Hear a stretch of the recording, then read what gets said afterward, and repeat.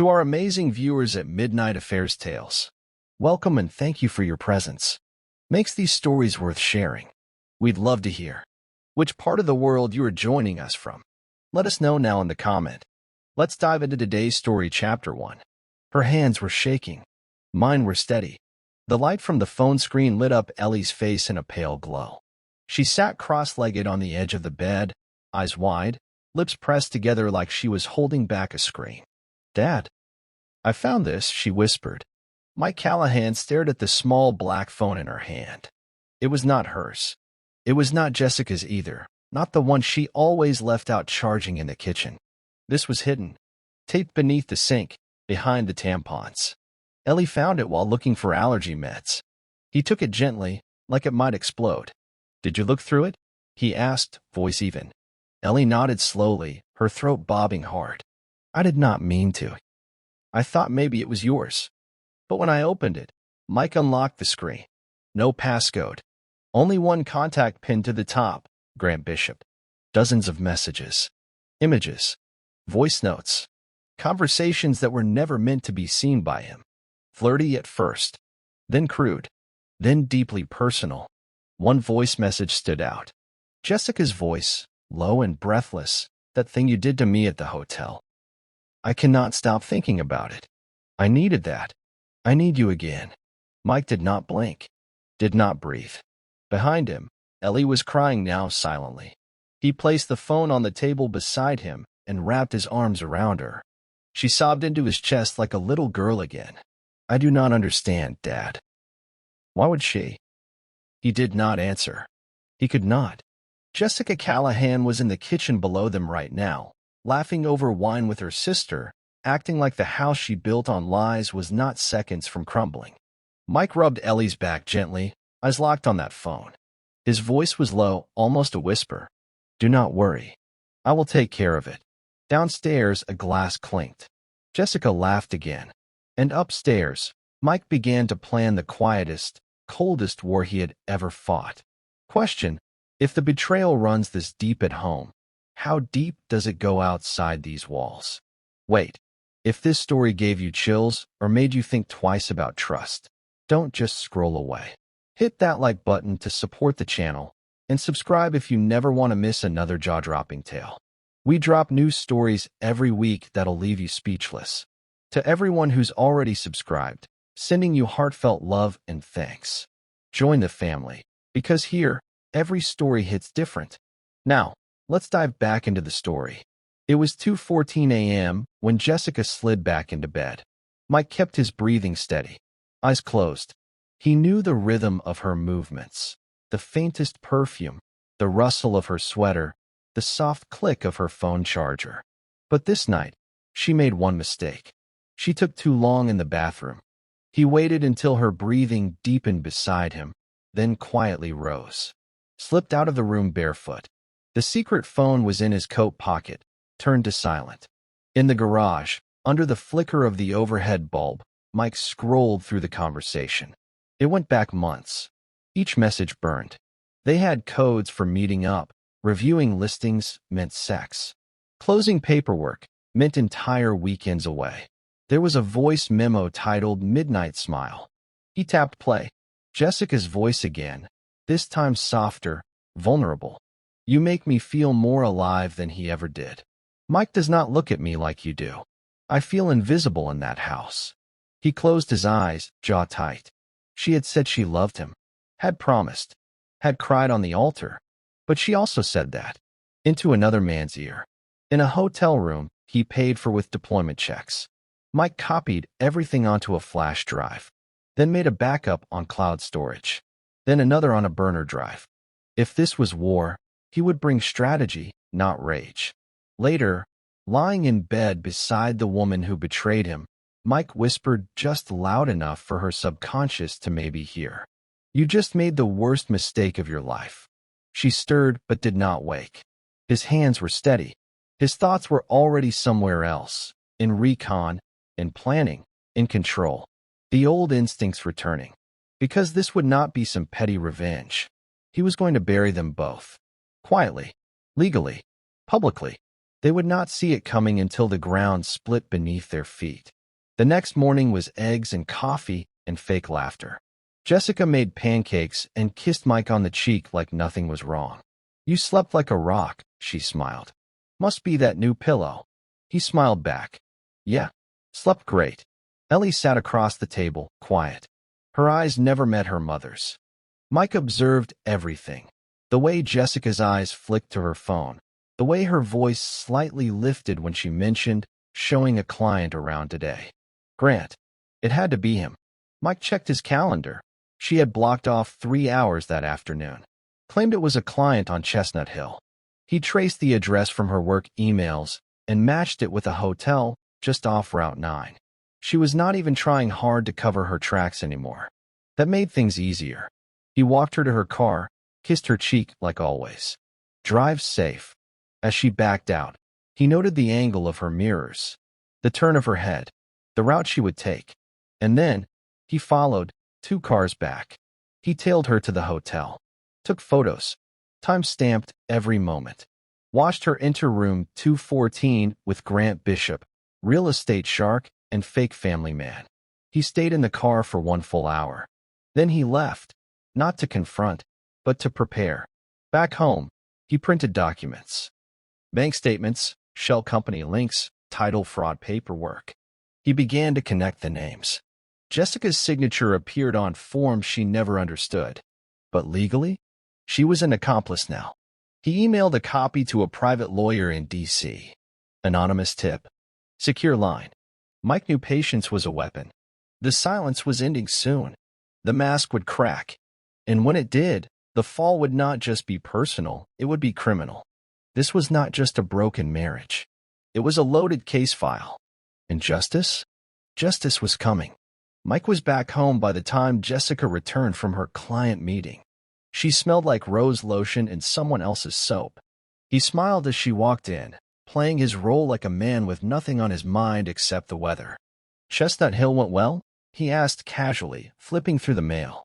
Jessica shrugged, sliding off her heels. "Yeah, big house. Nice couple. Might make an offer this week." Mike looked at her hands as she spoke. She was twisting her wedding ring the same way she always did when lying. Over and over, left, right, left, like a nervous tick she thought he never noticed. He did. He noticed everything now. They sat for dinner, just the 2 of them. Ellie was upstairs, headphones on, drowning out the false peace beneath her roof. Mike kept conversation light, casual. He needed Jessica to feel safe, comfortable, because people only slip when they think they are untouchable. Later that night, he reviewed the security cam footage from their own front door, the one Jessica thought was broken. She and Grant had been careless, sloppy. Twice she had come home with him when Mike was out of town. In the footage, Grant's hand slid around her waist before they even entered the house. Inside, they disappeared toward the staircase, toward his bedroom. Mike watched it all, not with rage, with precision. Every second recorded, logged, copied. She had brought the lie into his home, into his child's space. She was not just cheating. She was dismantling the family 1 act at a time. And Grant, he was no simple fling. Mike dug deeper, hacked into public records, traced LLCs, rental property transfers. Grant's company was a hollow shell, a false front used to push dirty money through investment properties. Jessica's name appeared in notarized documents. She thought she was signing legal paperwork for property showings. In reality, she was laundering cartel money, and she had no idea. It was late again. Mike could not sleep. He sat alone in the garage, the secret phone beside him on the tool bench. He had copied every file, but he still went through them one by one. Painfully. Intentionally. One video played louder than the rest. Jessica was in a hotel room, holding the phone herself. The background music was soft, but recognizable, their wedding song. The one they danced to after saying forever. "I do not care what anyone thinks," she said into the camera, eyes gleaming. "I do not want to hide anymore. When I am with you, Grant, I feel like I am 20 again. Like none of the years with Mike even happened." She laughed, slow and soft, as she turned the camera toward the bed. Grant lay there, shirtless, smug. Then let us stop hiding. The camera cut off. Mike sat motionless. The song still echoed in his head. Not just a betrayal, a weaponization of memory. She had taken something sacred and made it cheap. There was a knock on the garage door. Ellie. Her eyes were red, but her voice was steady. I could not sleep. Mike pulled up a chair. She sat down quietly. What happens now? Mike took a breath. Now, we take control. But not the way most people do. He handed her a flash drive. Everything is backed up. If anything ever happens to me, this goes to the police. Her lips parted. Happens to you? I am not taking risks. I am being careful. Ellie looked down. I hate her. Mike did not respond. He could not encourage that. But he understood it. He took her hand. This is about justice, not rage. She lied to both of us. But we are not going to burn this house down emotionally. We are going to dismantle theirs. His voice never rose. His gaze never shook. Jessica had declared war without realizing it. And now, they were building their arsenal. For the next 2 weeks, Mike followed a pattern. Jessica would leave in the morning for appointments. Mike followed, 2 cars back. Sometimes she met clients. But 3 times she met Grant. At cafes. At a property she claimed was under renovation. At the same hotel where the video was filmed. Each time, Mike took footage. Logged timestamps. Recorded audio using a directional mic clean.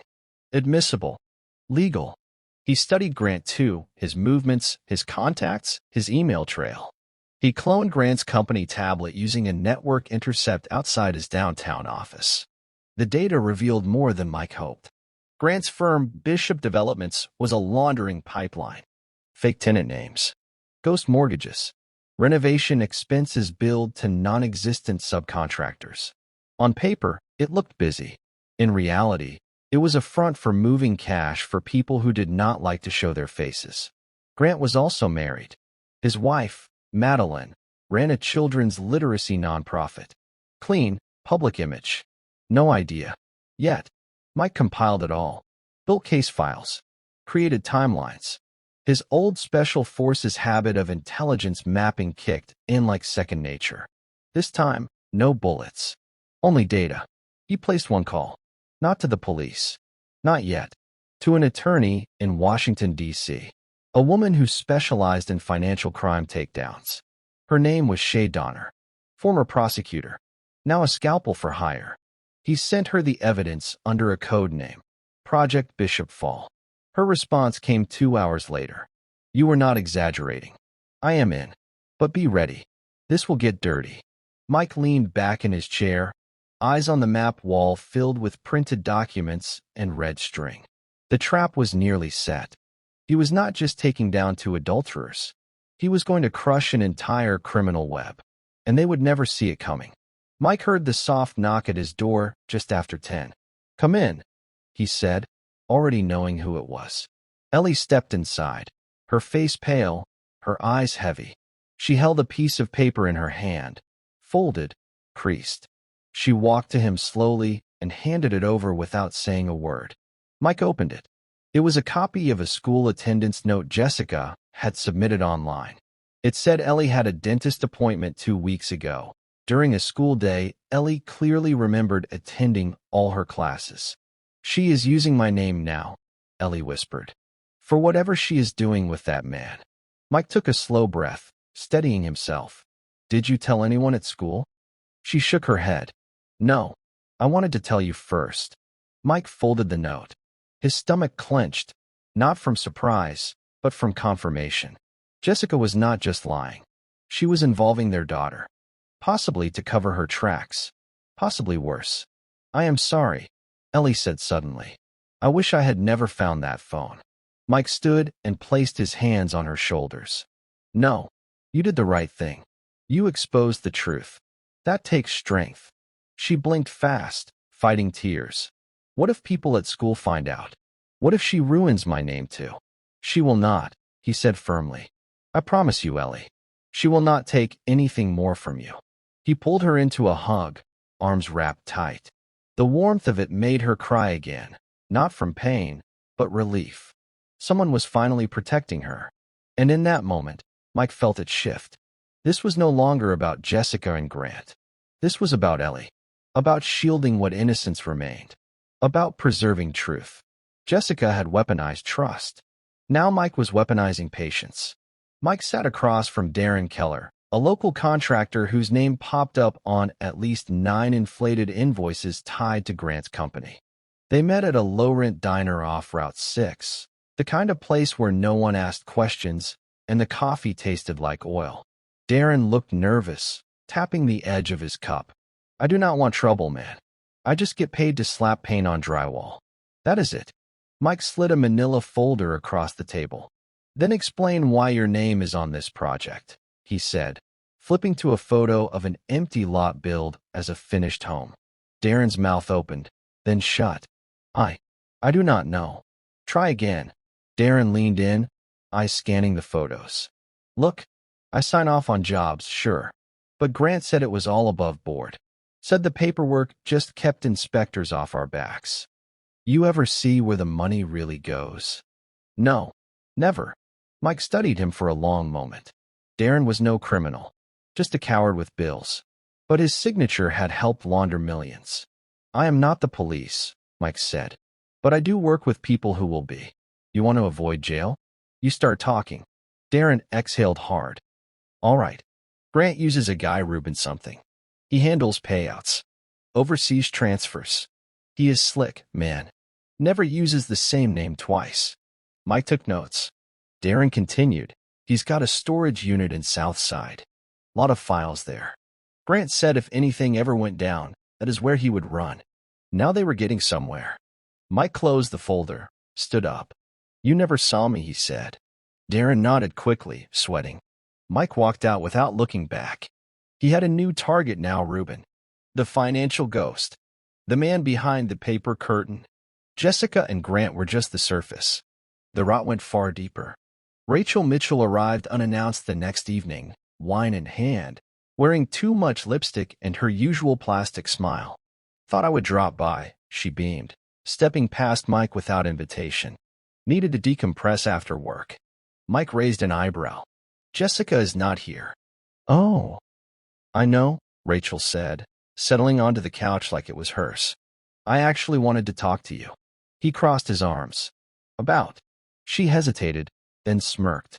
"Look, I do not want to stir anything up, but Jessica's been acting strange lately. Like hiding things. Pulling away." Mike tilted his head. "You are just now noticing?" Rachel blinked, thrown off. He leaned in slightly. "Let me guess. She told you I have been distant. Cold. Maybe even that I have someone else." Rachel looked uncomfortable now. "Well, something like that. Did she tell you about the second phone?" Silence. Rachel's eyes flicked sideways. That was all Mike needed to see. "So," he continued calmly, "you knew." Her smile faltered. "Mike, I did not want to get involved, but you were involved. You helped cover it. Drove her to meet him. Lied to Ellie." Rachel stood up. "I was trying to be a friend." "No," Mike said, voice cold now. "You were trying to stay close to the mess without getting any on you." Rachel grabbed her purse, face flushed. "You have no idea what is really going on." "I know enough," he said. "And so will the people who matter." Rachel froze. "I suggest you start cleaning your side of the street, Rachel, before someone else does it for you." She turned and left without another word. Mike stood alone in the silence she left behind. It was never just two people. Betrayal multiplied, spread, contaminated everything. And now, the cleanup has begun. Jessica set the table with a strange energy, like a woman trying to act normal while her world shook beneath her. It was family dinner night. Her sister, Valerie, was coming over with her fiancé. Ellie helped in silence, eyes heavy. Mike watched from the hallway, noting the way Jessica double-checked the candles, fluffed pillows, and adjusted plates like every detail could stop a collapse. It could not. When the guests arrived, everything looked picture-perfect. Laughter filled the room, clinking glasses, shallow compliments. "So, Mike," Valerie asked mid-meal, slicing her salmon, "you still working on that garage remodel?" He nodded. Finished the install last week. Actually made room for something new. Files. Paperwork. Evidence. Jessica froze for half a second, just long enough. He took a sip of wine, calm. You know how it is. You think you know someone. Then you check their second phone. The room went still. Jessica forced a laugh. Is that a joke? Mike met her eyes, not smiling. Is it? Valerie looked between them, uncomfortable. Her fiancé stared at his plate. Jessica stood quickly. Excuse me. I forgot the dessert. She vanished into the kitchen. Ellie spoke softly from her seat. We already had dessert last night. Mike touched her arm gently. Not tonight, sweetheart. The laughter returned, but it was thinner now. Fragile. In the kitchen, Jessica gripped the counter, eyes wide, hands trembling. She knew. She did not know how much. But she felt the pressure now. The weight. The glass castle cracking from underneath. Mike walked into the kitchen minutes later. Just the two of them. Whatever you think you know, she began. I know everything, he said quietly. Her mouth opened, then closed. He stepped closer. Enjoy tonight, Jessica. These are the last dinners where you get to pretend. Then he turned and walked out. She stood frozen, fork still in hand. The collapse had begun. Mike parked in the back alley behind Bishop Developments just after midnight. He wore black. Nothing tactical. Just dark jeans, gloves, and a steady mind. The building was locked, but Mike had already cloned Grant's badge code 2 days ago using a scanner buried in the bottom of his briefcase. One click. The door hissed open. Inside, he moved silently. 3rd floor. Corner office. The drop point. Grant's personal laptop sat on the desk. Mike had already mapped its location and logged the Wi-Fi ID from outside. He pulled out a slim USB. A custom sniffer, loaded with extraction software. Fast, quiet, invisible. He plugged it in, waited 30 seconds. Emails. Documents. Access logs. Private texts. Every file Grant had ever deleted was coming back to life. While the download ran, Mike searched the desk. Nothing messy, just efficient movements. He found a locked drawer. Picked it. Inside, a burner phone, 2 prepaid credit cards, and a document folder labeled Client Transfers, Q3. Mike photographed everything, then paused on the last page. A signed transfer to Madeline Bishop, Grant's wife. Jessica was not the only one being lied to. The transfer was a fallback account, set up in Madeline's name, without her knowledge, in case things ever got too hot. Mike smiled faintly. So Grant planned to burn everyone. He finished the data poll, removed all trace of his presence, and left through the back entrance. Outside, he looked up at the company sign, glowing in silence. Bishop Developments looked clean, powerful, but Mike had just cracked its ribs open. It was no longer a company. It was an active crime scene, and every lead pointed straight to Grant and Jessica. The noose was tightening. The next morning, Mike drove to D.C. He had a meeting with Shay Donner, the legal weapon he had brought into the shadows. She was sharp, mid-40s, always dressed like a woman 2 steps ahead of the room. She slid the flash drive into her laptop and scrolled through the files he had gathered. Her eyes narrowed as pages flicked by. Offshore transfers, dummy invoices, fraud contracts. You were not exaggerating, she muttered. Mike leaned forward. Can we tie Jessica to this without her knowing what she was part of? Shay nodded slowly. Involuntary accomplice is still an accomplice. She signed documents. Authorized accounts. If we want her charged, we can. But if we want leverage, Mike's jaw tightened. I do not want revenge. I want exposure. Truth. I want to pull their world out from under them while they smile for cameras. Shay looked impressed. That I can work with. She tapped a key, pulling up a financial chain connecting Jessica to 3 flagged transactions. All we need now is a public trigger. Something big. Visible. Media will follow the money. Mike nodded. It is coming. As he stood to leave, Shay asked one last question. Why are you doing this yourself? He looked her in the eye. Because I let her into my house. I protected her, and she used that protection to poison my daughter's name. Shay said nothing for a long moment. Then, quietly, "Let me know when you are ready for the fall." Mike walked out of the building and into the street, the cold wind biting his face. He was not just preparing the storm. He was the storm, and Grant and Jessica had no idea how hard it was about to hit. Mike sat in his truck, parked near the edge of a rundown strip mall. The windows fogged slightly as he scrolled through the latest batch of pulled call logs. Jessica had made over 30 calls to Grant's secondary line in the past 2 weeks. But it was one number he had never seen before that caught his eye, a disposable prepaid cell registered in Baltimore, called only once. He flagged it. Then, he checked the recordings from Jessica's laptop, software he had installed remotely to log all Mike activity during idle time. At 2:47 p.m., Jessica had taken a call in the kitchen. Alone. Her voice was tight, anxious. "I signed it, but I do not know what half of it means. Grant said it is just a placeholder in case someone audits. He said it would keep us clean on paper." The response was muffled. "Low, male. You do not want your name on paper. If Mike finds this, he can bury you." Jessica went quiet. Then, "Mike does not suspect anything. He never looks through my stuff." Mike stared at the screen, his face unreadable. That phone call had been made the same day Ellie found the hidden device. Jessica had lied with complete confidence. He transferred the entire call log and recordings to Shay Donner that night, along with a text, "Burn it down." All of it. Shay responded within 10 minutes. "I have what I need. Give me 48 hours. Keep playing dumb." Mike stared into the darkness outside the windshield. This was no longer about just catching them. It was about letting them build their illusion of safety, just long enough to let it fall harder. They thought he was sleeping, but the storm had already started.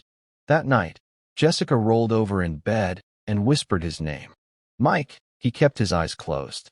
Her hand grazed his chest, then fell still. He heard her breath falter. Like her dreams were not peaceful. "Do you ever feel like something is coming?" she whispered into the dark. "Like you are holding your breath all the time?" Mike said nothing. The silence between them was deeper than words. She sighed and turned away. He stared at the ceiling. The woman who used to breathe steady beside him, who once woke from nightmares only to curl into his arms, now seemed haunted by her own secrets. And for the first time, he could see the guilt rising. Not all at once, but leaking out, slow and corrosive. He studied her back, her curled posture, the space between them. She had given herself away to a man who saw her as leverage, not love. And now, even in sleep, she knew it was all crumbling. In the morning, she tried to make him coffee. Her hands trembled as she handed him the mug. He took it without comment. "Big day today," she said with a tight smile. "Grant is speaking at the Ridgeway conference. Real estate investors and media will be there. It could change everything." He nodded. "I will be watching." She kissed him on the cheek. It was automatic. Hollow. Like muscle memory. She had no idea that the words, "I will be watching," were not metaphorical. Mike had already arranged a press credential. He would be inside that building, front row, when it all came crashing down. Because the day Grant chose to brag about his empire would be the day it collapsed in front of everyone. Mike met Trent Kavanaugh at a whiskey bar just outside city limits. Trent was a junior broker, low-level, cocky, and a little too eager to impress. Mike had scheduled the meeting under a false name, pretending to be an investor from Georgia looking to replicate Grant's property model in Atlanta. Trent fell for it instantly. "I mean, the guy's a genius," Trent said, swirling his glass. "Grant can flip properties without even stepping inside them. It is all numbers and leverage. Total game changer." Mike leaned in. "How does he do it legally?" Trent chuckled. "That is the thing. It is kind of gray. Technically, we are within the law, if you squint hard enough." Mike smiled faintly. "Show me." Trent pulled out his phone, a little buzzed already, and opened a document drive. He tapped open one file labeled Q2 Flow, clean version. Mike recognized the fake signatures immediately, one of them Jessica's. Trent continued. "We route everything through layered holding companies.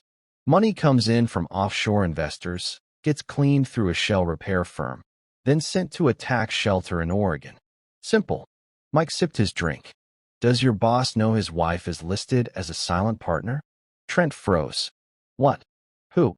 Madeline Bishop, Mike said evenly. Her name's been used to front 2 transactions.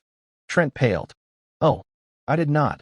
Look, man, I am just a sales guy. I do not touch the paperwork directly.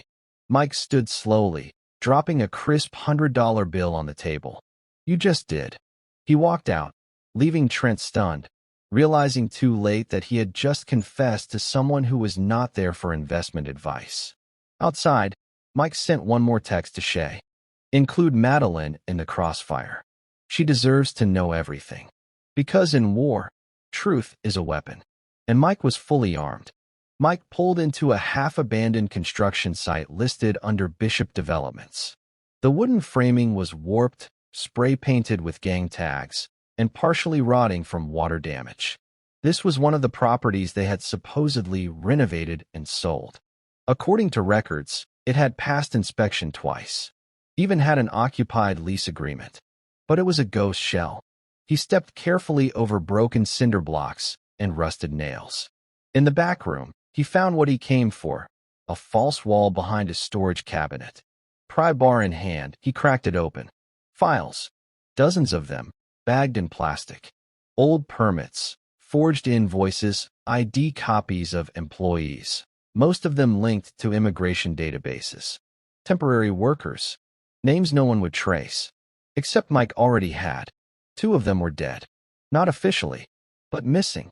One had been reported to local authorities last year. A Guatemalan worker named Carlos Gutierrez who vanished after a job site argument with one of Grant's site managers. No follow-up.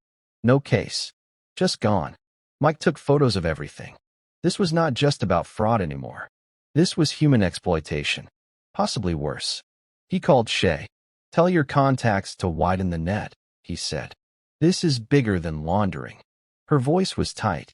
You think someone was silenced. I think someone was used. Then erased. He paused. And Jessica signed contracts authorizing payments to one of those names. There was a beat of silence. This could go federal, she said. Mike looked around the hollow site. Empty as truth in Jessica's voice. Then let it. Because what started as betrayal was now a buried crime scene. Back home, Mike opened the bathroom cabinet where the secret phone was first discovered. But this time, he reached behind the mirror. He pulled out a pinhole camera he had installed 2 weeks earlier. Rigged to record anytime motion was detected between 10 p.m. and 4 a.m. He plugged the drive into his laptop and fast-forwarded through days of footage. Toothbrushing, hairstyling, silence. Then, 3 nights ago, Jessica talking. She thought she was alone. I do not think he suspects, she whispered to herself in the mirror. But God, if he does, if he ever found out about the money. She paused, staring at her own reflection. Grant promised we would be done with this soon. Just a few more weeks. He said we would disappear. Mike's jaw tensed. Disappear. He saved the footage, cut the segment, and added it to the file going to Shay. He sat back in the dark, watching the frozen image of Jessica's reflection, a woman who looked more like a stranger now than the person he married. He had given her years. Loyalty. His full heart. She gave him betrayal dressed in casual intimacy. And now, she was preparing to run. He closed the laptop. Not before I'm done, he said aloud. He walked to the living room and stared out the window into the stillness of the night. Not even the wind moved. Everything was calm. And that was how it should be. Because when the cameras stopped blinking, the lights would go out.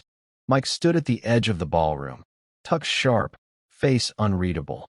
The Ridgeway Conference was Grant's masterpiece, a glitzy networking event for investors, city officials, and press.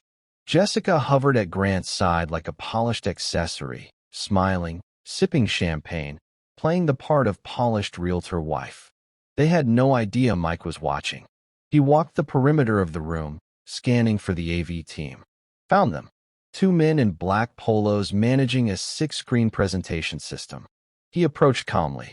"I was told to deliver the final media file," he said, flashing a badge he had forged from a vendor template. The tech glanced at the USB. "This replaces the closing slideshow." Mike nodded. "Straight from Mr. Bishop. Said it is the new flagship reel." The tech took the drive, plugged it in. "No questions." Mike stepped back, eyes scanning the crowd. The mayor's liaison was here. 2 real estate journalists. Even a Channel 6 camera crew near the buffet. Perfect. Jessica raised her glass and toast.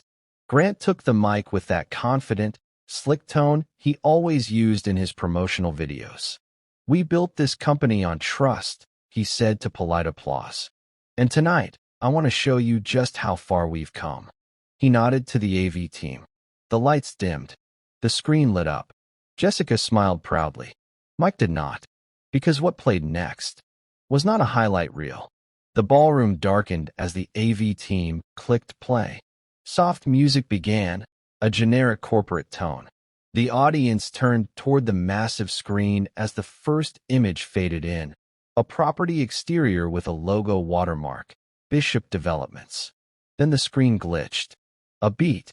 Then a new video began to play. Jessica's voice. "You make me feel more alive than he ever did."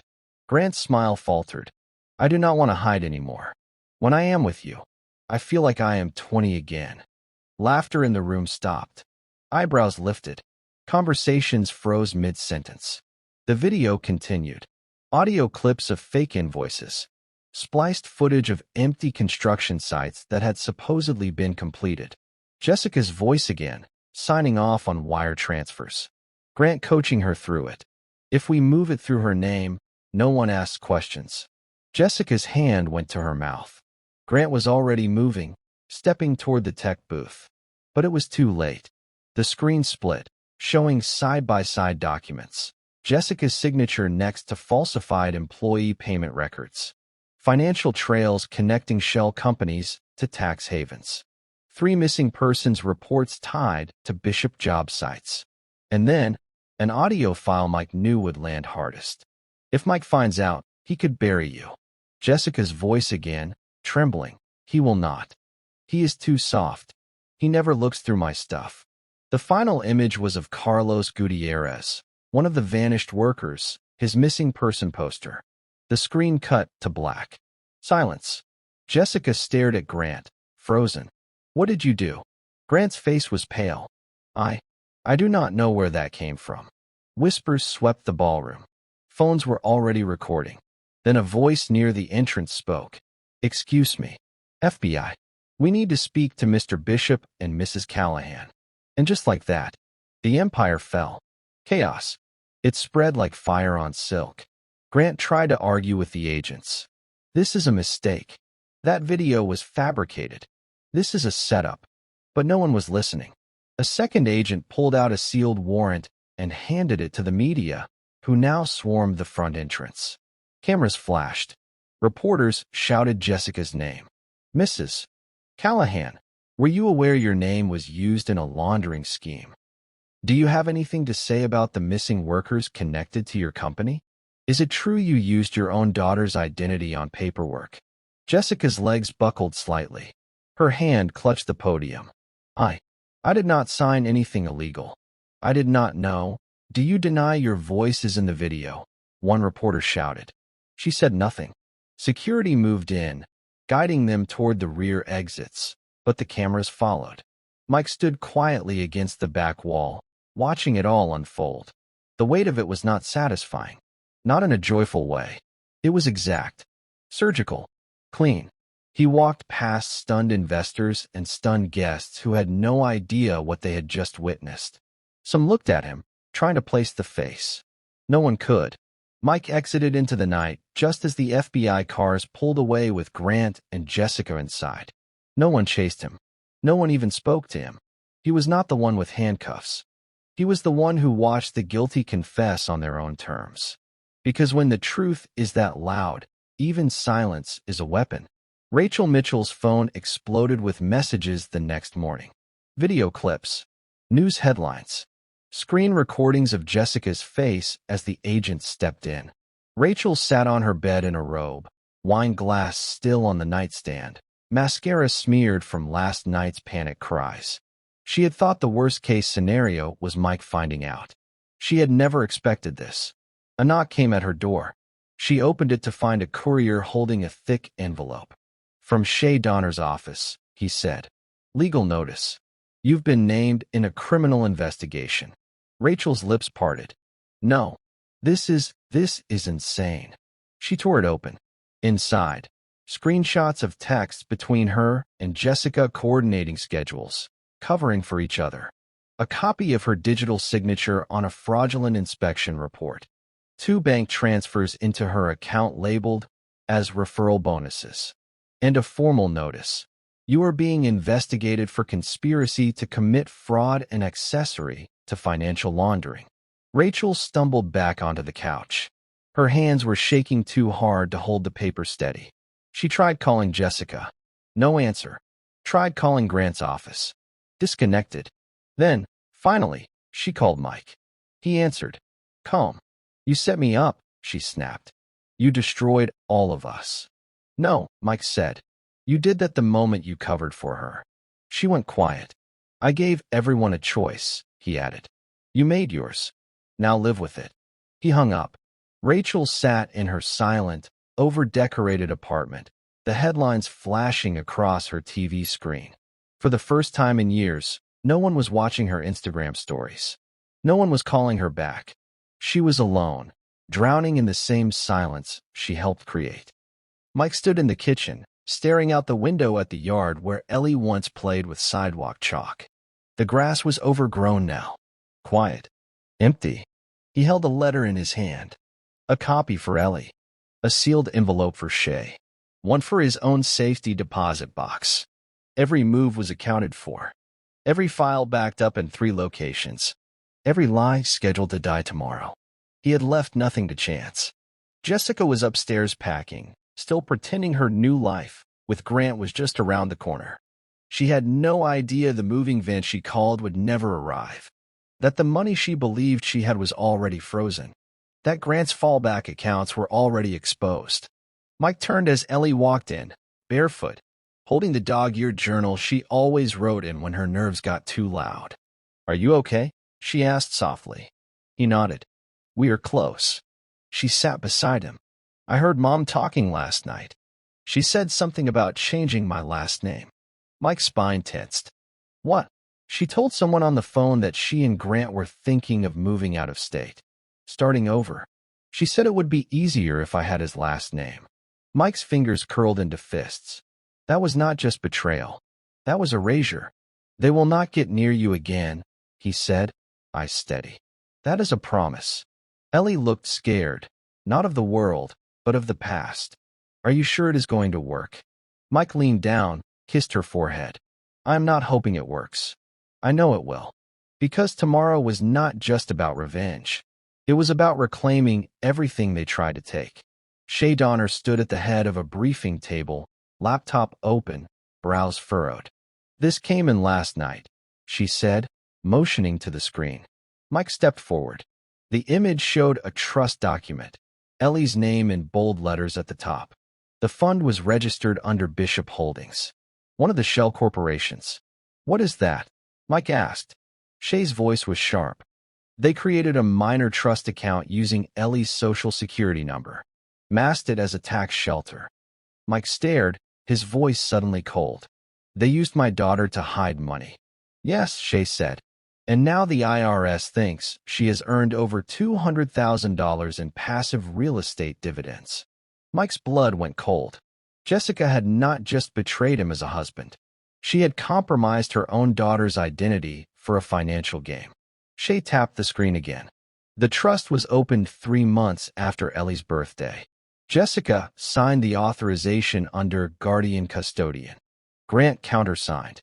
Mike stepped back like he had been punched. 3 months ago, that was when Jessica started insisting Ellie skip school for checkups. Mike thought it was routine, but it was not. They had used their child as a financial shield. Ellie was the collateral. He clenched his jaw. "Can it be reversed?" "Yes," Shay said, already pulling up legal drafts. "But it will take full exposure. Public filings. We will need to press this as fraud against a minor. Do it, Mike. This means Ellie's name becomes part of the case. It will go public. I do not care, he said. They tried to erase her. We are taking it back. Shay nodded once. And just like that, the personal became something bigger. This was not just revenge anymore. This was war. The ballroom shimmered with light. Silver linen, glass sculptures, champagne towers. A vanity show dressed as a business pitch. Grant stood near the podium, schmoozing investors, laughing at half-hearted jokes, shaking hands like he was the next tech mogul. Jessica was dressed in a black silk gown, flawless makeup, hair pinned high. No one in the room suspected anything. Not yet. Mike stood at the edge, suited, unrecognizable to most of them. He watched her smile. The way she leaned in toward Grant, proud, poised, powerful. She believed she had won. She believed this was the beginning. She did not know the media had already been tipped, that files had already been delivered to federal attorneys, that half the people in the room were about to watch their portfolios collapse in real time. Mike made his way to the AV booth again. Same technician. Same setup. Mr. Bishop requested this be added last minute, Mike said, handing over the new USB. Sizzle reel. He said it would be unforgettable. The technician shrugged. He is the boss. Mike returned to the crowd. The lights dimmed. People turned. Jessica smiled as the projector flickered on. Grant stepped to the microphone. Ladies and gentlemen, thank you for believing in us. Mike exhaled once. Calm. Still. Let the empire burn. The room fell dark. Jessica shifted her weight, fingers laced around her champagne glass. Grant gave her a wink from the podium, unaware that he was moments away from public extinction. On the screen, soft background music faded in, real estate montage style. The room relaxed. Then it happened. The image switched. Jessica's voice, intimate, vulnerable. He never looks at me the way you do. A sharp silence spread. Then, Mike does not even check my accounts. I sign whatever you told me to. He trusts me completely. Jessica's fingers slipped. The champagne glass tilted but did not fall. More images, documents, wire transfers, digital signatures. Jessica's name beside account numbers funneled into shell corporations. Then came the bomb. We used Ellie's trust. No one will trace it. It is clean. We will just disappear if anything goes wrong. The air drained from the ballroom. Jessica gasped audibly. Grant stepped back from the podium, pale, lips pressed tight. Someone in the crowd stood up. Another pointed. Phones recorded every flicker of emotion. Mike watched from the corner, arms folded. No emotion on his face. Only judgment. Then Shay's voice echoed. Part of a recorded call. Jessica Callahan knowingly submitted fraudulent trust documents under her daughter's name. She co-signed with Grant Bishop on 3 flagged accounts tied to human trafficking routes through fake labor permits. The final image hit.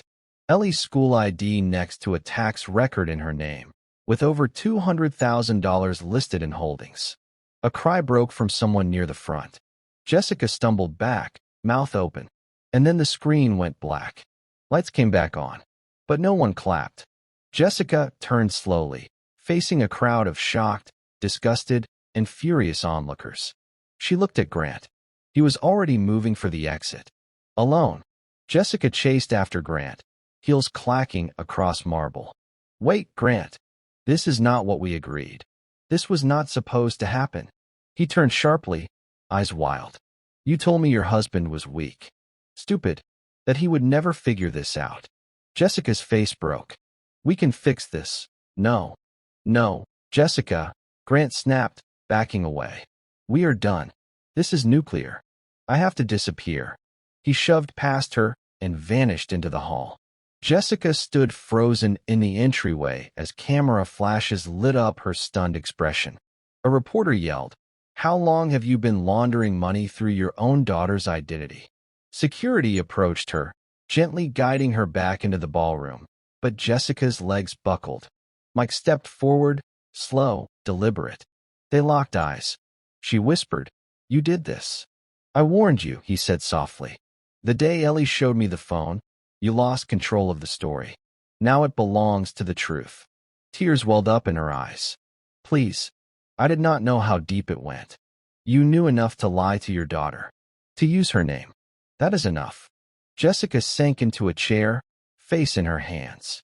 Her body shook, not from sadness, but from shock. The walls were gone. The floor had vanished. All that remained was the weight of consequences. Reporters filled the exits. Cameras rolled. Whispers became headlines. Jessica Callahan, realtor. Wife. Accomplice. Mike did not stay to watch the full collapse. He turned and walked out of the building. Because this part was over. The next one, the legal storm, was just beginning. Shay Donner stood at the courthouse steps, eyes scanning a stack of documents as Mike pulled up in his truck. You were right, she said as he stepped out. The exposure from the video hit hard. For separate agencies are now involved. She handed him a folder. Inside, official charges filed against Jessica, Grant, Rachel, and 3 Bishop Developments executives. Jessica is being charged with financial fraud, custodial identity theft, and signing off on contracts linked to unlicensed labor. Mike flipped through the pages, calm. And Ellie? Shay nodded. We filed the protection orders under minor fraud immunity. The trust will be dissolved. Her name will be cleared. Mike let out a long breath. Thank you. Shay glanced sideways. There is more. She pulled up an audio file from her phone. We found Jessica's second phone had call recordings. One of them, she hit play. It was Jessica's voice, frantic, whispering. If Mike ever finds out about what happened to Carlos, we are finished. You promised me that job site was handled. Mike's jaw clenched. Shay added, they knew. About the missing workers. They knew. Silence passed between them like a loaded gun. Shay looked at him closely. Do you want to press that part forward? It will take this case federal. Mike stared ahead. The city skyline washed in orange light. Yes, he said. He disappeared under their watch. Someone needs to answer for that. Shay nodded, her tone turning sharp again. Then we move forward. Jessica is already asking for immunity. She wants a deal. She will turn on Grant. Mike smirked bitterly. Now she wants to play the victim? She says she feared you. He raised an eyebrow. Did she record me hitting her? Threatening her? No, then fear is a lie. Like everything else. Shay closed the file. And justice kept moving. Jessica's mugshot hit the news before lunchtime. So did Grant's. Rachel's came next, taken in her gym clothes, caught completely off guard during a casual morning walk. All 3 photos were shown side by side on every news network by noon. Real estate power trio indicted in multi-million-dollar fraud case involving child trust laundering. Ellie was home when the TV lit up with her mother's name in bold letters. She sat on the couch, knees tucked to her chest, watching without a word. Mike muted the volume. You do not have to see this, he said gently. Ellie stared at the screen. She used me, Dad. I want to see it. He sat beside her. She pointed to Jessica's image. She always smiled like that in our family photos. Like she was proud of something. But now it looks fake. Mike exhaled. Maybe it always was. A knock came at the door. A courier delivering a sealed envelope. Inside. Confirmation of Ellie's legal protection, notarized removal of her name from all financial ties, and custody paperwork placing her officially with Mike, full-time. He handed Ellie the paper. She read it. Then looked at him. This means she cannot take me again? No, she cannot. Ellie nodded, then whispered, Good. She did not cry. She just sat back, eyes forward, shoulders a little straighter. Jessica Callahan had been arrested. But her daughter? She was finally free. Within 48 hours, every social media platform had picked up the story. Hashtags, reaction videos, think pieces. Even a podcast episode titled, How One Man Brought Down a Real Estate Crime Syndicate Using His Daughter's Courage. Jessica's friends distanced themselves. Grant's name was wiped from half the projects he once bragged about. Bishop Developments lost 3 major investors before the end of the week. But the most brutal exposure came in the form of Ellie's name trending. An anonymous user had leaked part of the trust document online, her school photo cropped and attached to the financial scandal. Mike stormed into Shay Donner's office. "I need that taken down. Immediately." Shay was already 2 steps ahead. "We have filed an emergency injunction. Cybercrime Division is on it." The leak came from someone inside the DA's office. "That's another case now." Mike slammed his fist against the desk. "She is 14. She did not ask for any of this." "I know," Shay said, "but the system moves slow. What we can do is make sure her name is legally unlinked from every future report. The records will protect her from long-term financial flagging. We can clean up everything on paper." Mike sat down. "She is going to read about this for years," he muttered. "Then give her something better to remember," Shay said. "The story is not just about what happened to her. It is about who fought for her." He nodded slowly, because revenge had its moment. But now came the rebuilding. Jessica sat alone in a holding cell, her makeup streaked, her silk blouse wrinkled from 3 nights on a plastic bench. The guard opened the door. "You've got a visitor." She stood quickly, thinking it might be Mike, or a lawyer, or even Grant. But it was Ellie, with Mike. Jessica's eyes watered immediately. "Baby." Ellie did not move. Jessica stepped forward, but the guard raised a hand. "Do not pass the line." Mike sat calmly, letting Ellie speak first. Jessica tried again. "I never wanted to hurt you. You have to believe that." Ellie looked at her, voice even. "You stole my name." Jessica froze. "I do not care about the affair," Ellie said. "I care that you used me like a paper signature. Like I was just a name on your stupid business lies." Jessica's hands trembled. "I was scared." Grant said, "Stop blaming him." Ellie snapped. "You signed it. You chose it." Jessica broke down. "I was trying to build something. A future for us." Ellie shook her head. "You ruined it. You do not get to call this us anymore." Mike stood, placing a hand on Ellie's shoulder. Jessica cried harder. "Please. I am your mother." Ellie looked her in the eye. "No," she said. "You were." And with that, she turned and walked away. Mike followed, leaving Jessica behind. Not just in a cell, but in the past. The phone buzzed at 3:12 a.m. Blocked number. Mike already knew who it was. He stared at it for a full minute, the screen glowing in the dark like a slow heartbeat. The voicemail icon flashed next. He tapped to listen. Jessica's voice, raw, low, barely holding together. "I do not even know why I am calling. I had a dream about our wedding. That song you used to hum in the garage. I can still hear it. I made mistakes. I know I did. But I am still a person. I still miss being yours." A pause. "I do not deserve anything. But I needed you to hear that I am sorry. Even if you never call back." Mike sat in silence, the message ending with a soft click. He deleted it. No response. No closure ode. He turned to his left. Ellie was asleep down the hall. Safe. Protected. He looked at the ceiling for a long time. He was not bitter. He was not angry. He was simply done. It had been a quiet morning. Ellie was reading on the porch. Mike brought her a cup of tea.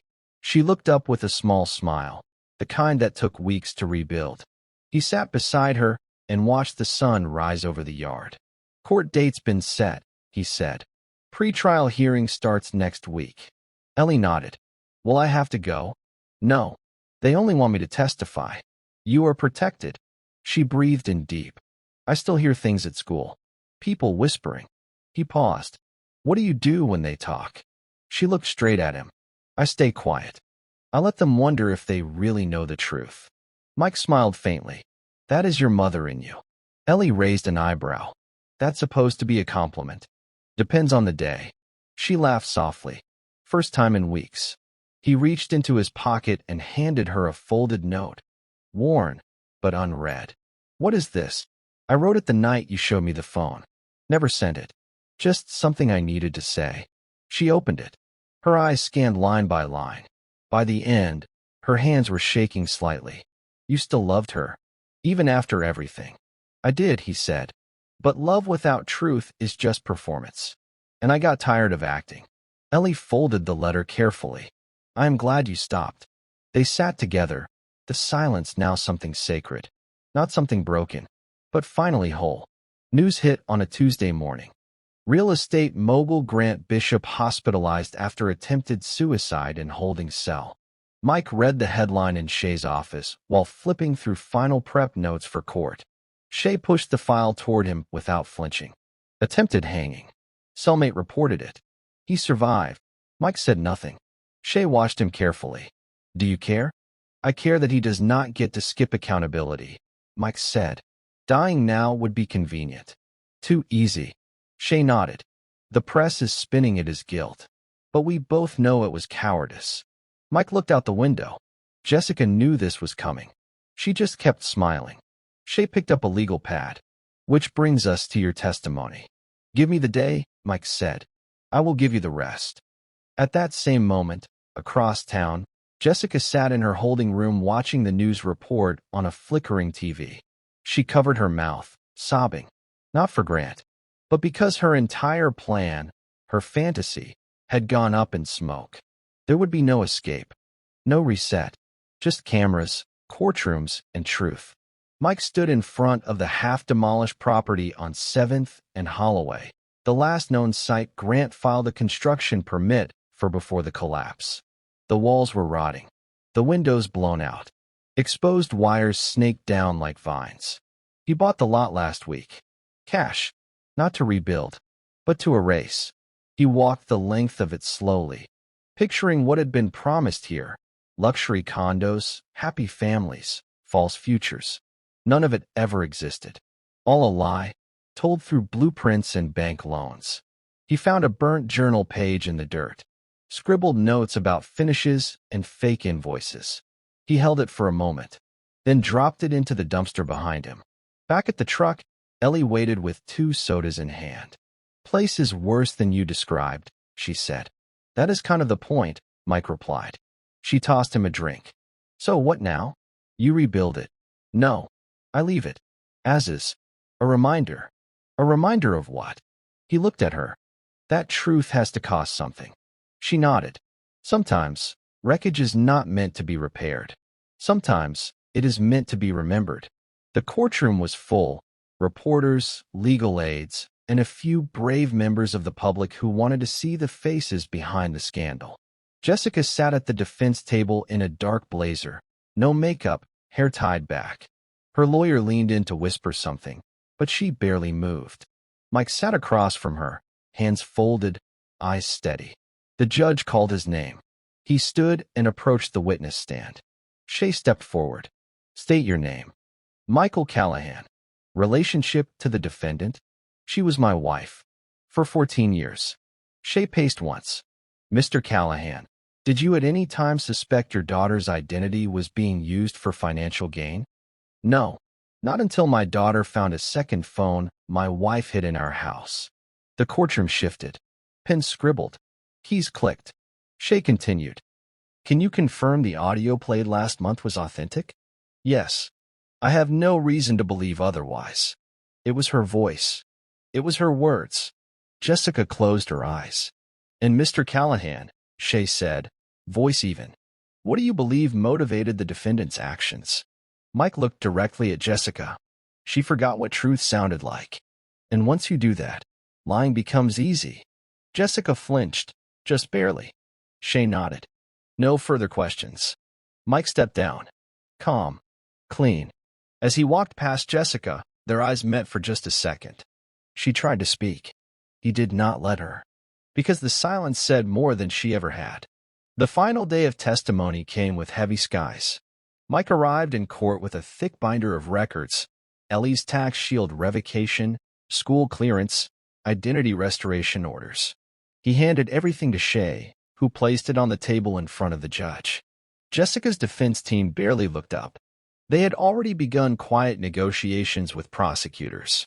Plea deals, reduced sentences, but not for free. Mike took his seat behind the rail. The judge adjusted her glasses. We have reviewed the updated submissions from Mr. Callahan. All motions regarding the protection of minor financial data and sealed record requests are granted. A breath escaped Mike's chest. The judge continued. Ellie Callahan's name is hereby expunged from all financial involvement in the Bishop Holdings case. Any future inquiries into these records will return as sealed. Jessica stirred in her seat, face flushed with something between regret and disbelief. Shay stood slowly. We would also like to place a final item on the record. The full transcript of the audio recovered from the defendant's second phone, specifically the passage where she admits knowing the risk her actions posed to her child. Jessica's lawyer objected softly. Overruled. The courtroom listened in absolute silence as the words played again. Jessica's own voice, clear and sharp. If Mike ever finds out we used Ellie's trust, I'll lose everything. The tape stopped. No one needed to say anything else. Mike had not just won. He had protected what mattered, in full view of everyone.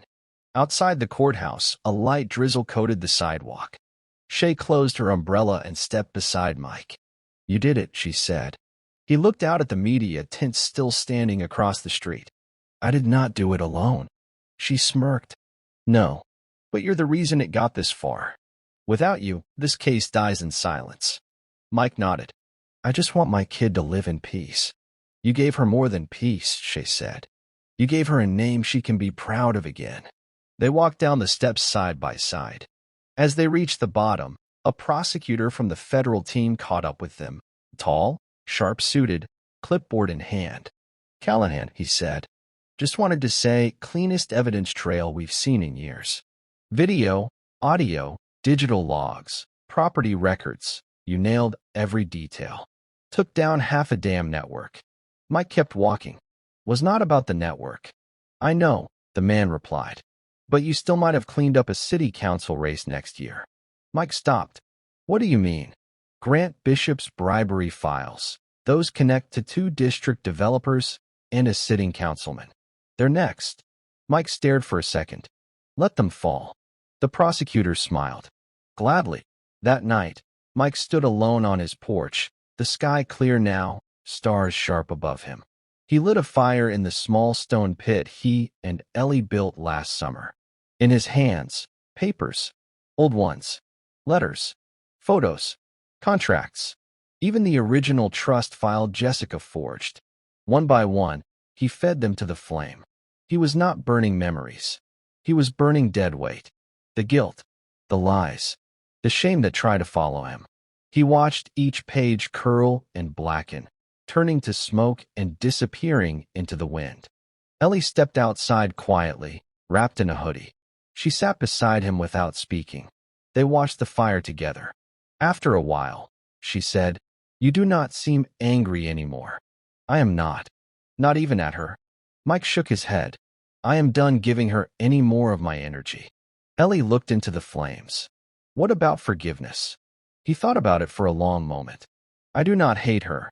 I just stopped waiting for her to change. Ellie leaned against his shoulder. Together, they watched the last page turn to ash. And with it, the last thread of control Jessica had. Weeks later, Mike sat at the desk in his study, sunlight spilling in through the window. He wrote slowly, carefully. Every word mattered. Dear Jessica, you will not hear from me again after this. I am not writing to rage at you. That would be a waste. You have already heard the truth from the judge, the recordings, and from Ellie herself. I am writing because I need you to know something final. You could have come clean. You could have faced your shame and rebuilt your life with honesty. But you chose to hide, to manipulate, to bury our daughter's future so you could pretend your new life was a success. You gambled with our family. You lost.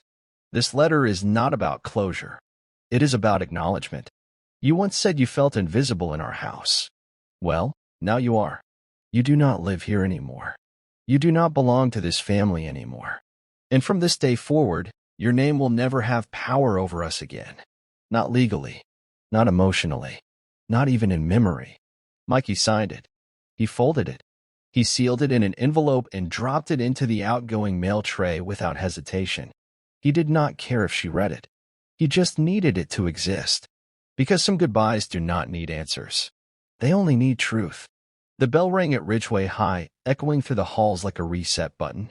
Ellie stepped through the front doors in her new uniform, her hair tied back the way she used to before the scandal. No one whispered today. No one stared. The noise had died down, replaced by curiosity that faded as soon as she kept walking, unbothered. She slid into her new homeroom, sat near the back, and pulled out her notebook. A girl beside her glanced over, smiled nervously. "Cool bag," she said. Ellie smiled back. "Thanks." The teacher began calling names. Ellie listened, not to what was being said, but to how her name was said. With no hesitation, no pause, no pity, just Ellie Callahan. Later that evening, she came home to Mike cooking in the kitchen. "How was it?" he asked. She shrugged. "Quiet." He grinned. "That is good, right?" "Very good." She helped set the table. No tension, no fear, just a regular Wednesday night. After dinner, she sat at her desk and opened her journal. She wrote, "Today felt normal, not because everything is perfect, but because I am not carrying her lies anymore." She closed it, exhaled, and smiled. Mike stood in front of a class of young cadets, 22 high school students at the local leadership academy. Shay had called him last month and asked if he would speak about accountability, decision-making, and survival. He said no. Then he said yes. Because part of him still believed in service, not to institutions, but to people who needed to see what truth looked like after betrayal. He held up a photo of a burned-down building, one of Grant's old fake sites. "This was built on fraud," he said. "Investors paid for it. Workers disappeared. People signed paperwork they never read. And now, nothing stands." A hand went up. "So what did you do?" Mike paused. "I told the truth, even when it hurt, even when I wanted to burn everything down. I stayed patient." Another student raised a hand. "Did it work?" Mike thought about Ellie's smile, about the judge's ruling, about the envelope he burned weeks ago. "Yes," he said, "it worked." And when the class ended, a few students stayed behind to ask more.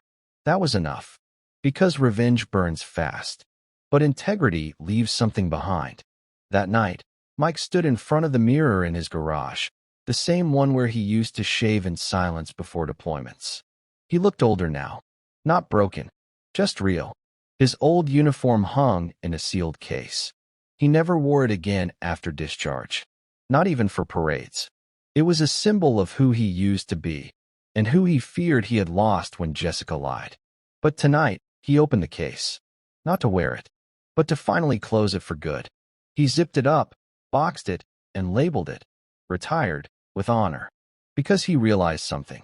He did not need a uniform to be disciplined. He did not need rank to protect, and he did not need a title to reclaim himself. Jessica had tried to make him into a ghost, a passive, forgettable man who would stay quiet. But instead, she awakened the version of him she could never manipulate, the version who listens, thinks, and acts with precision, not out of rage, but out of purpose. Mike parked outside a local nonprofit center, Safe Future Homes, a support group for youth affected by fraud, family crime, and financial abuse. Inside, a small group gathered every Wednesday. He entered quietly, just a volunteer, not a speaker. But when they asked him to share, he stood without fear. "My daughter once thought her name meant nothing, because someone she trusted used it like a password," he said. "But now, she knows her name means something more than any account or contract. It means survival." A boy in the back sniffed. A girl nodded, her fist clenched like she had been waiting for someone to say those words. Mike did not preach. He just showed up, week after week. And by month 3, he and Ellie were helping others write letters. Letters to courts, letters to family, letters they would never send. Letters that helped people say goodbye to the damage. Just like he did. He never told them about Jessica by name. But they knew, because they could see it in the way he looked at them, like a man who had been there, and came back. 3 months later, the hallway at Ridgeway High had a new plaque mounted on the wall, a bronze frame with etched lettering. Ellie Callahan, honor recipient, strength in truth, class of 2025. It was not about grades. It was about what she lived through, what she survived. She stood beside it that morning, quietly, as students passed by without judgment. Some nodded. A few smiled. One girl whispered, "You deserved it." Mike watched from across the hall, hands in his jacket, eyes steady. He did not interfere. This was her moment. Later, she walked up to him, slipping her arms into her sleeves. "You proud?" she asked. He nodded. "Always." They walked out together. There were no more secrets. No more shadows in the house. Jessica's name had faded from the headlines, buried beneath layers of new scandals. Grant's sentencing was scheduled. Rachel had turned state's witness to avoid jail time. The rest? Forgotten. But Ellie's name? Clean. Respected. Protected. They stopped by the fire pit that night. Mike lit a small flame. Ellie placed one last paper inside, a printout of the old trust document, now marked void. Together, they watched it burn. She looked up at him, eyes glassy. Why did she do it? Mike stared into the flames. Because some people would rather fake happiness than face truth. But truth always waits. And it always finds you. Jessica sat alone in a halfway house outside Detroit, parole pending, ankle monitor tight around her left leg. She had filed a letter. 2 pages. Apology. Rambling. Half excuses, half regret. Mike never opened it. Ellie never even knew it came. Because some lines, once crossed, are permanent. Some betrayals do not get second chapters. Mike was not bitter. He was not angry. He was simply free. The house was warm that winter. Ellie had friends over. Laughter filled the kitchen. Music played softly. Peace was not loud. It was quiet, earned, and full of small joys. Mike stood by the window. He looked out at the yard. The same place that used to feel haunted. Now, it felt like home. No more lies. No more masks. Only forward. Ellie called from the kitchen. "Dad, you coming?" He smiled. Would not miss it. And with that, he stepped back into life. Whole, present, and finally healed. Before you go, if you made it this far, I have to ask, what would you do if the person you trusted most turned you into a secret? Drop your answers in the comments. And tell me, where are you watching from? If this story shook you, actually left you quiet for a second, hit that like button and subscribe. Not for the algorithm. For the stories we tell here, the ones that stay with you. Until next time, take care of your truth. Take care of your name.